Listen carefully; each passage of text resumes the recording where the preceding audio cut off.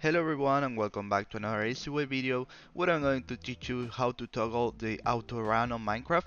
Actually this is very simple, so you don't have to press the key to run every time. So you have to press the ESC button and you have to go to options, controls, and here where it says sprint hold you have to press one time and press toggle. So when you press the sprint button you can drop it and you can run forever. So as you can see, I'm running without pressing the key. Well, you cannot see, but this is very useful. And now I'm going to teach you how to change that key. So you have to go to options, controls, and K-beams. Excellent. So now you have to find the sprint button and you can change it for whatever you want. In my case, I don't know, block mashes.